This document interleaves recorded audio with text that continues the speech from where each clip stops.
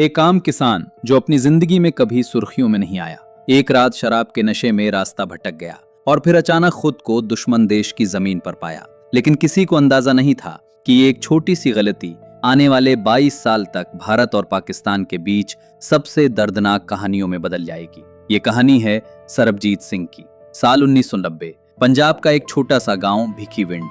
सरबजीत सिंह अपने परिवार के साथ एक साधारण जिंदगी जी रहा था। दिन में खेतों में काम और शाम को दोस्तों के साथ बैठकर शराब पीना, यही उसकी दुनिया थी। लेकिन 30 अगस्त की रात सब कुछ बदल गया।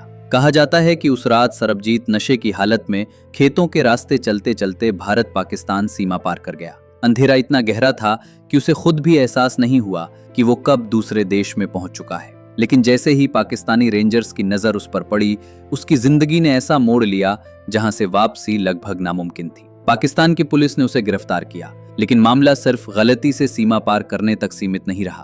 पूछताछ शुरू हुई और अचानक सरबजीत पर एक बेहद खतरनाक आरोप लगा। पाकिस्तान ने दावा किया कि ये आदमी कोई आम किसान नहीं बल्कि भारत का जासूस है, जिसका असली नाम रंजीत सिंह है और जिसने पाकिस्तान के कई शहरों में बम धमाके करवाए हैं। इन धमाकों में दर्जनों लोग मारे गए थे और पूरे देश में डर फैल गया था। पाकिस्तान के लिए ये एक आतंकवादी था, लेकिन भारत में उसका परिवार लगातार कह रहा था कि वो निर्दोष है, वो सिर्फ रास्ता भटक गया था। धीरे धीरे ये मामला अदालत तक पहुंचा। पाकिस्तान की कोर्ट में मुकदमा चला, लेकिन सरबजीत का कहना था कि उससे जबरन कबूलनामा लिया गया। उसने दावा किया कि उसे बुरी तरह पीटा गया, मानसिक और शारीरिक यातनाएं दी गईं ताकि वो खुद को जासूस मान ले। दूसरी तरफ पाकिस्तान की एजेंसियां लगातार यही कहती रहीं कि उनके पास सबूत मौजूद है। सच क्या था, ये रहस्य आज भी पूरी तरह साफ नहीं हो पाया। लेकिन एक बात तय थी, अब सरबजीत सिर्फ एक इंसान नहीं रहा था, वो भारत और पाकिस्तान के बीच राजनीति, दुश्मनी और भावनाओं का चेहरा बन चुका था। साल गुजरते गए। भारत में उसका परिवार हर दरवाजा खटखटाता रहा। उसकी बहन दलबीर कौर, जिसने अपने भाई को वापस लाने के लिए लगभग पूरी जिंदगी लगा दी, नेताओं से मिली, रैलियां की और मीडिया के सामने बार बार गुहार लगाई। हर बार उम्मीद जगती, फिर टूट जाती।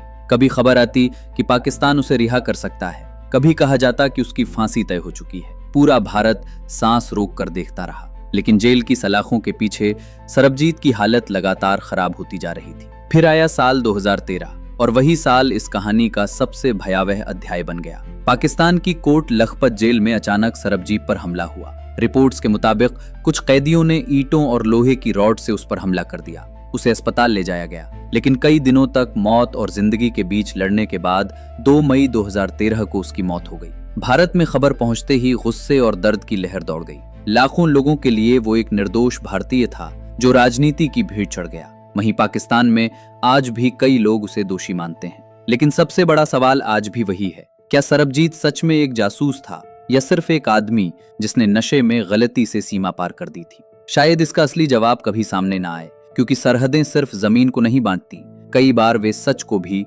हमेशा के लिए 2 हिस्सों में बांट देती।